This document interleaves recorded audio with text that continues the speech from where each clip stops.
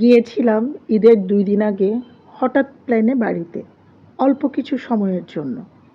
বাড়িতে যাওয়ার ভিডিওটি দেখতে দেখতে আপনাদের সাথে একটা গল্প শেয়ার করছি। যোগ্য ব্যবস্থা আমাদের সমাজের সত্য ঘটনা অবলম্বনে।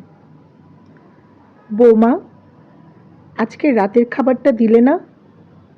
ও, আপনার কথা তো ভুলেই গেছি। আমরা সবাই বাইরে থেকে খেয়ে চলে এসছি মা, তাই আজকে আর রান্না হয়নি। তারপর বৌমার কথা শুনে মনটা খারাপ হয়ে গেল। তারপর বৌমা কৌটো থেকে দুটো বিস্কিট বের করে দিয়ে শাশুড়িকে বলল, এগুলো খেয়ে নিন, খেয়ে শুয়ে পড়ুন। সীমাদেবী তখন বলেন, রাতে এই দুটো বিস্কিট খাবো বৌমা, আর কিচ্ছু নেই? আমার তো খুব খিদে পেয়েছে। বৌমা বেশ রাগী স্বরে বলে, আপনি কি বলতে চান? আপনার জন্য কি আমি এখন গরম গরম ভাত আর মাছ ভাজা করে দেব নাকি? না বৌমা, আমি সেটা বলিনি। আর দুটো বিস্কুট হলে ভালো হতো। না না, আর হবে না। আপনি এখন যান তো এখান থেকে। বেশি জ্বালাবেন না। খুব ক্লান্ত লাগছে মা, আমি বিশ্রাম নিব। যান এবার। বৌমার মুখে এমন কথা শুনে সীমাদেবী দুটো বিস্কিট নিয়ে চলে গেলেন। পরের দিন দুপুরে সীমাদেবীর একটু বেশি ভাত চাইলে সীমাদেবীর বৌমা বলে, না মা, এই বয়সে এর থেকে বেশি ভাত আপনাকে দেওয়া যাবে না, একটু কম করে খেতে পারেন তো। না বৌমা, সেটা তো নয়, গতকাল রাতে তো সেরকম কিছুই খাওয়া হয়নি, তাই খুব খিদা লেগেছে গো। দাও না বৌমা ভাত। বৌমা খানিকটা রেগে এক মুঠো ভাত সীমাদেবীর পাতে দিয়ে যায়, আর এমন ভাব করেছে যেন তার সর্বস্ব চলে গেল। এরপর সীমাদেবীর বৌমা প্রায়ই সীমাদেবীর সঙ্গে খারাপ ব্যবহার করে, এমনকি মাঝে মাঝে দুটো খাওয়ার জন্য তাকে অনেক কথা শুনতে হয়। ছেলেও বৌমা কিছু বলে না। এরপর একদিন সীমাদেবী তার ছেলে বৌমাকে ডেকে বললেন, তোমাদের আমাকে দেখাশোনা করতে, আমাকে খাবার দিতে প্রচুর কষ্ট হচ্ছে। তাই ভাবছি আমার যা বিষয় সম্পত্তি আছে আমি সব বৃদ্ধাশ্রমে দান করে দেব, আর আমি নিজেই বৃদ্ধাশ্রমে চলে যাব। মায়ের মুখে এমন কথা শুনে ছেলে বৌমা যেন হতবাক হয়ে গেল। ছেলেকে দেখলাম বৌমার উপর চোখ রাঙাতে রাখলো। তুমি মাকে একটু ভালো করে দেখাশোনা করতে পারো না? এবার থেকে বলে দিচ্ছি, মায়ের খেয়াল রাখবে, মায়ের যেন কোনো কষ্ট না হয়। ছেলে তখন মাকে বলে, মা, তুমি আর 1 মাস আমাদের সঙ্গে থাকো। যদি দেখো তোমার সঙ্গে খারাপ ব্যবহার হচ্ছে, তাহলে তোমার যা ইচ্ছে তুমি করো। সীমাদেবী তখন বলেন, ঠিক আছে, আমি তোমাদের 1 মাস সময় দিলাম। এরপর সীমাদেবীর সুখে দিন কাটতে লাগলো। খুব একটা কষ্ট আর হলো না, কারণ সম্পত্তির ব্যাপার বলে কথা। আসলে আমার মনে হয় মা বাবার যত সম্পত্তি অর্জন মৃত্যুর আগ পর্যন্ত কোনো ছেলে মেয়েকে দেওয়া উচিত না। তাহলে হয়তো সবার অবস্থা সীমাদেবীর মতো হবে। আজকে আপনাদেরকে গল্পের কথাগুলো বলছি, এটা একটা বাস্তব ঘটনা। আমাদের সমাজের পরিপ্রেক্ষিতে আমরা প্রতিনিয়ত এরকম ঘটনার সাক্ষী হই। যখন একটা বাবা মা সেই ছোট্টবেলায় জন্ম থেকে তার শিশুটিকে বড় করে পড়ালেখা শেখায়, অনেকগুলো পরিবার তো আছে যারা নিজে না খেয়ে তার সন্তানকে খাওয়ায়, সন্তানকে বড় করে, আর সেই সন্তান একটা সময় প্রতিষ্ঠিত হয়ে নিজের মা বাবাকেই দেখতে ভুলে যায়। কত শত উদাহরণ যে আমাদের আশেপাশে আছে, আপনারা তো সেটা জানেন। আচ্ছা, আমরা যারা আছি, আমরা কি পারি না আমাদের বাবা মাকে একটু যত্ন করতে, একটু আগলে রাখতে? তারা যেমন ছোটবেলায় আমাদেরকে আগলে রাখেন, ঠিক সেইভাবে যদি আমরাও আমাদের বাবা মাকে আগলে রাখতে পারি, আমাদের বাবা মারা হাসি খুশি হয়ে পৃথিবী থেকে বিদায় নিতে পারবে। জীবনে কঠিন বাস্তবতাগুলোর মুখোমুখি যদি আপনি না হন, আপনি কখনো বুঝতে পারবেন না পৃথিবী কতটা কঠিন।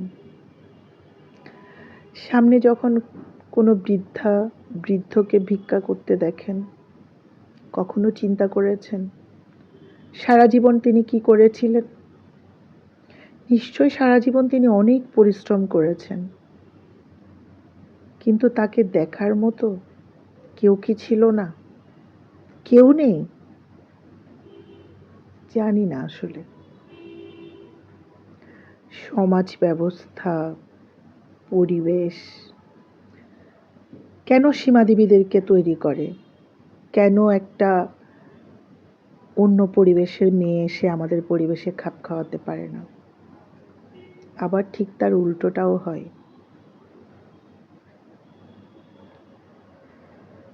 সন্তান আসলে নারী ছেঁড়া ধন প্রত্যেকটা মায়ের, এটা আপনারা সবাই জানেন। মা মারা যাওয়ার কিছুদিন পর মায়ের ঘর পরিষ্কার করতে গিয়ে মায়ের হাতের লেখা একটি চিঠি পাই। একমাত্র ছেলের চিঠিতে লেখা ছিল, খোকা, এই চিঠি যখন তোর হাতে পড়বে তখন আমি তোর কাছ থেকে অনেক দূরে চলে যাব। সেখান থেকে কেউ কোনোদিন আর ফিরে আসে না। খোকা, তোর অনেক কথাই মনে নেই, তাই এই চিঠিতে লিখে গেলাম। তোর মনে না থাকা সেই কথাগুলো। তুই যখন ছোট্ট ছিলি, একবার তোর জ্বর এসেছিল, আমি 3 রাত ঘুমাতে পারিনি, তোকে বুকে নিয়ে বসেছিলাম। কারণ তোকে বিছানায় শোয়ালেই তুই কেঁদে উঠতি। তোর বাবা আমাকে বলেছিল তোকে শুয়ে রাখতে, কিন্তু আমি পারিনি। সেজন্য আমাকে অনেক কথাই শুনিয়েছিল তোর বাবা। তোকে যখন রাতে বিছনায় শোয়াতাম, তুই প্রস্রাব করে বারবার বিছনা ভিজিয়ে ফেলতি, তখন আমি তোকে আর শুকনো জায়গায় রাখতাম, আর আমি তোর প্রস্রাবে ভেজা জায়গায় শুয়ে থাকতাম। তোর বাবা যখন মারা গেলেন, তখন অনেক কষ্টে আমাকে সংসার চালাতে হয়েছিল। একটা ডিম ভেজে 2 টুকরো করে তোকে দুবেলা দিতাম। এমনও দিন গেছে শুধু লবণ দিয়ে ভাত খেয়েছি আমি, কিন্তু তোকে বুঝতে দেইনি।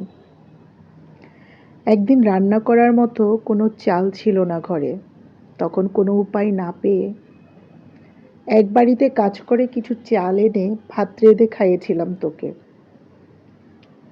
হয়তো তুই ভুলে গেছিস, যখন তোর এসএসসি পরীক্ষার ফি দিতে পারছিলাম না, তখন তোর বাবার দেয়া শেষ স্মৃতি নাকফুলটা বিক্রি করে দিয়েছিলাম। আরো অনেক কথা আছে, যা লিখতে গেলে হয়তো খাতায় শেষ হয়ে যাবে, কিন্তু লেখা শেষ হবে না। ভাবছিস এত কথা তোকে কেন লিখে গেলাম? খোকা, তুই যখন বড় হলি, একটা ভালো চাকরি পেলি, এর কিছুদিন পরে বিয়ে করলি, তখন আমি তোদের নিয়ে ভালোই ছিলাম। মনে আছে খোকা? একদিন ঘর থেকে কিছু টাকা চুরি হলো। সেদিন তুই আমাকে ভাগ্যিস জিজ্ঞাসা করেছিলি তোর টাকাটার ব্যাপারে আমি কিছু জানি কিনা। তুই আমাকে সরাসরি কিছু না বললেও আমি বুঝতে পারছিলাম তুই আমাকেই চোর ভেবেছিলি। এর কিছুদিন পর তুই আমাকে চোরের অপবাদ দিয়ে অন্য একটি ঘরে রেখে দিলি। খোকা, আমার সেই ঘরটিতে থাকতে অনেক ভয় করত, কারণ ঘরটি তোদের কাছ থেকে অনেক দূরে ছিল। খোকা, তোকে একদিন বলেও ছিলাম আমার একা একা থাকতে ভয় লাগে। তুই বলেছিলি মরণ আসলে যে কোন জায়গায় আসবে তুমি কি জানো? আমার হাঁটুর ব্যথাটা বড্ড বেড়েছিল, তাই তোকে বলেছিলাম খোকা, আমাকে কিছু ওষুধ কিনে দিবি? তুই বলেছিলি এ বয়সে ওষুধ খাওয়া লাগে না, এমনি এমনি ঠিক হয়ে যাবে।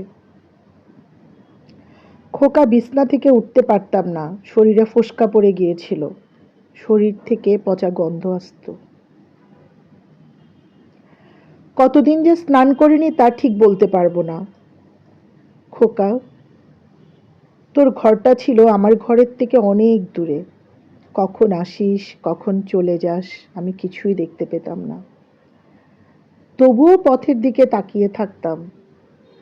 খোকা, তুই যখন ছোট ছিলি, আমি খেতে বসলে তোকে কোলে নিয়ে বসে থাকতাম। তবুও কখনো তোকে চোখের আড়াল হতে দিতাম না। খোকা, যখন তুই আমার কোলে টয়লেট করে দিতি, তো টয়লেট পরিষ্কার করতে আমার একটুও ঘৃণা লাগতো না। কিন্তু তুই যখন আমার কাছে আসতি, তখন নাকে রুমাল দিয়ে আসতি। কেন রে খোকা? আমার শরীর দিয়ে গন্ধ আসতো বলে? এক কাপড়ে আমাকে কত মাস যে থাকতে হয়েছে তা আমি ঠিক বলতে পারবো না। না রে খোকা, তুই যখন অনেক দিন পর একবার আমাকে দেখতে এসেছিলি, আমার খুব ইচ্ছে ছিল তোকে বুকে জড়িয়ে ধরি, কিন্তু খোকা পারিনি তোকে বুকে জড়িয়ে ধরতে, কারণ আমার শরীরে তো অনেক ময়লা ছিল। তাতে যদি তোর দামি শার্টটা নষ্ট হয়ে যেত, এই ভয়েতে তোকে বুকে নিতে পারিনি সেদিন। খোকা, কখনো আমাকে একবার জিজ্ঞাসা করিসনি, মা তোমার কিছু খেতে মন চায়? খাওয়ার কথা থাক, মুখে মা ডাকটা অনেকদিন শুনিনি। তাও ঠিক বলতে পারবো না খোকা আমার কি অপরাধ ছিল যে আমাকে তোর কাছ থেকে অনেক দূরে রাখলি। খোকা, তুই কি পারতি না আমাকে তোর কাছে রাখতে? খোকা, তুই কি পারতি না আমাকে কাপড় কিনে দিতে? খোকা, তুই কি পারতি না আমাকে একটা ডাক্তার দেখাতে? আমাকে একটা ডাক্তার দেখালে হয়তো এই পৃথিবীতে আমি আরো কিছুদিন থাকতে পারতাম। খোকা, কোনো মা তার সন্তানের কাছে পেট ভরে খেতে চায় না, শুধু মন ভরে মা ডাকটা শুনতে চায়, যা তুই কখনোই বুঝতে চাসনি। খোকা, তোকে একটা শেষ অনুরোধ করছি, আমার এই চিঠিটা তোর সন্তানদের পড়ে শোনাবি, কারণ তুই বৃদ্ধ হলে তোর সাথে তোর সন্তানরা যাতে এইরকম আচরণ না করে। ভালো থাকিস খোকা। আজকে আপনাদের সাথে দুটো গল্প শেয়ার করলাম। গল্পগুলো কেমন লেগেছে আপনারা কমেন্ট করে জানাবেন। বাড়িতে গিয়েছিলাম, বাড়ির সুন্দর সুন্দর দৃশ্যগুলো আপনাদের সাথে শেয়ার করলাম, যাতে সমাজের সন্তানরা এই কথাগুলো শুনে জানতে পারে শেষ বয়সে মা বাবার কাছে থাকার আকুতিটা কতটা প্রবল।